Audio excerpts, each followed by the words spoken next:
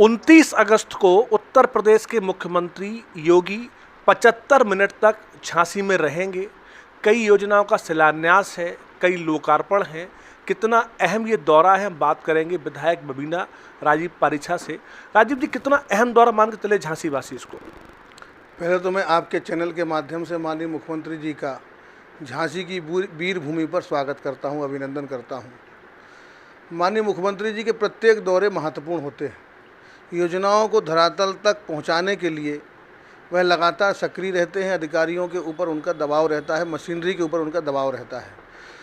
और मुझे खुशी इस बात की है कि पहले ऐसे मुख्यमंत्री हैं जिनका बुंदेलखंड और झांसी से अत्यधिक लगाव है।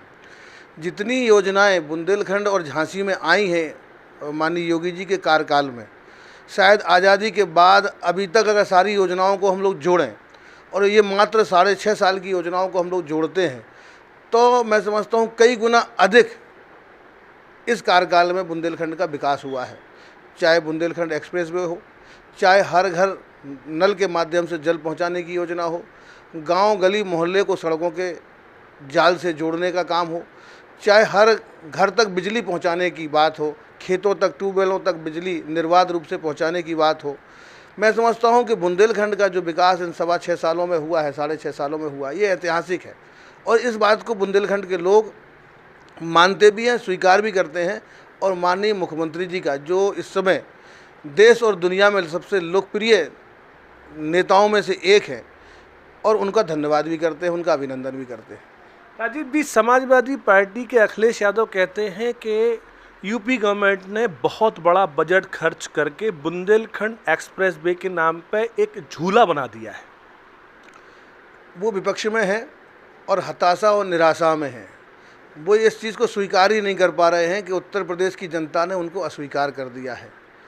बुंदेलखंड एक्सप्रेसवे, पहली बार बुंदेलखंड को इतनी बड़ी सौगात देना और देश के बड़े बड़े शहरों से जोड़ने के लिए एक मार्ग प्रशस्त करना, ये अखिलेश जी जब मुख्यमंत्री थे तो केवल बुंदेलखंड में खनन करने के लिए आते थे, पर्यटन करने के लिए आते थे। एक रात भी शायद अखिलेश जी झांसी में कभी रुके नहीं। और मैं समझता हूं कि मुख्यमंत्री जी के जितने दौरे हैं झांसी और बुंदेलखंड के, अगर केवल झांसी के ही हम दौरे मान लें, बुंदेलखंड के छोड़ दें, तो अखिलेश जी ने मुख्यमंत्री रहते हुए और मुख्यमंत्री ना रहते हुए, और उनके पिताजी आदरणीय मुलायम सिंह जी ने मुख्यमंत्री रहते हुए और मुख्यमंत्री ना रहते हुए, टोटल उनके इतने दौरे नहीं हुए होंगे जो मात्र 6 साल की अवधि में माननीय मुख्यमंत्री जी के दौरे हो गए हैं। ये बुंदेलखंड के प्रति लगाव और बुंदेलखंड के लोगों को विकास से जोड़ना, उनके जीवन स्तर में सुधार लाना, उनके जीवन स्तर को बढ़ाना, ये मुख्यमंत्री जी का पहला लक्ष्य है। मैं समझता हूँ अखिलेश जी अनर्गल आरोप लगाकर अपनी खींच मिटाने का काम कर रहे हैं। बुंदेलखंड जहाँ उनको 0 देता है, उनको लगातार यहाँ से निराशा हो रही है, तो बुंदेलखंड के साथ में मजाक करने के अलावा और कर क्या सकते हैं। राजीव जी, बीते 10 दिनों के अंदर 2 डिप्टी सीएम झांसी आ चुके हैं, मुख्यमंत्री जी कल आने वाले हैं। क्या ये 2024 का मानने के शंखनाद हो चुका है? बीजेपी हमेशा चुनावी मोड में रहती है। हम लोग 5 साल 365 दिन 7 दिन 24 घंटे काम करने वाले लोग हैं। विकास की योजनाएं बनाते हैं, उन्हें धरातल तक उतारते हैं और उनकी समीक्षा करते हैं। उनकी मॉनिटरिंग, योजना बनाना, उसकी मॉनिटरिंग करना, ये भाजपा की सरकारों का काम है। उसका ही परिणाम है कि हम लोग 1 बार 2 बार 3 बार 4 बार और लगातार हमारी सरकारें बनती हैं, लगातार हम लोग जीतते हैं।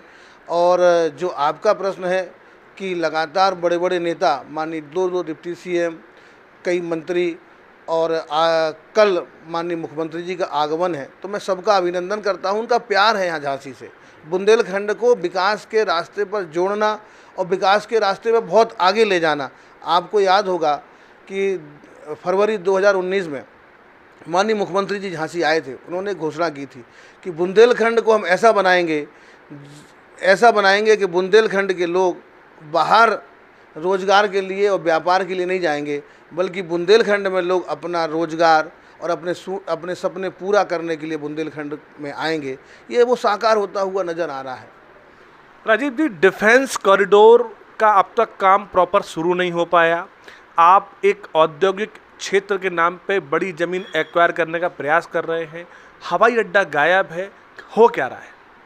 हवाई अड्डा, चूँकि ये डिफेंस एरिया से जुड़ा हुआ क्षेत्र है, यहाँ पे नो फ्लाइंग जोन एरिया पहले से घोषित है। कुछ टेक्निकल दिक्कत है, उसके लिए माननीय मुख्यमंत्री जी भी लगातार लगे हुए हैं। एविएशन मिनिस्टर जो हमारे राज्य सरकार के हैं वह भी लगातार लगे हुए हैं, और हम लोग केंद्र सरकार के संपर्क में हैं। केंद्र भी चाहती है कि झांसी के विकास को गति देने के लिए यहाँ पे एयरपोर्ट होना अति आवश्यक है, और मुझे लगता है कि बहुत जल्दी हवाई अड्डा ही नहीं, हवाई जहाज भी झांसी में उतरेगा।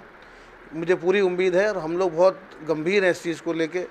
दूसरी बात, आपका ये कहना है कि इंडस्ट्रियल डेवलपमेंट अथॉरिटी यहाँ पे बन रही है और डिफेंस कॉरिडोर, ये विकास के बड़े बड़े क्षेत्र यहाँ पे विकसित होने वाले हैं। देखो, ऐसा है कि अभी यहाँ पे इंफ्रास्ट्रक्चर नहीं था, घोषणा की तो तुरंत हमने बुंदेलखंड एक्सप्रेस वे लेके आए, एयरपोर्ट भी लेके आ रहे हैं, झांसी में तमाम बड़ी बड़ी ट्रेनें भी यहाँ रुकती हैं। तो एक बहुत ही सुखद क्षेत्र है विकास के लिए, बहुत ही अनुकूल क्षेत्र है विकास के लिए। और अभी शुरुआत हुई है, बहुत से MOU हो चुके हैं, और बहुत सी इंडस्ट्री वहाँ पे शुरू होने वाली हैं। हमारी DRDO के साथ में एक समझौता हुआ है, वहाँ की ज़मीन एक्वायर हो गई है, बाउंड्री का काम शुरू हो गया है।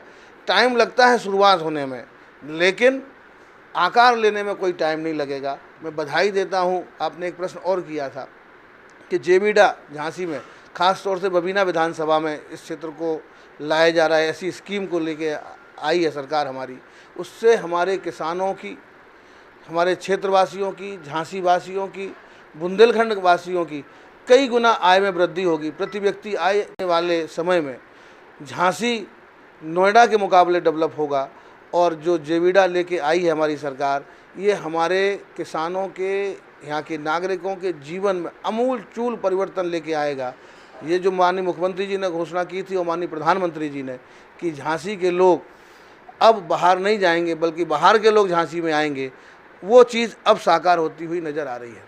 राजीव जी, मुकदमों की एक बाढ़ सी आ गई है, क्राइम बढ़ गया है, राजनीतिक पेशबंदी है, राजनीतिक दोष है, क्या हो रहा है?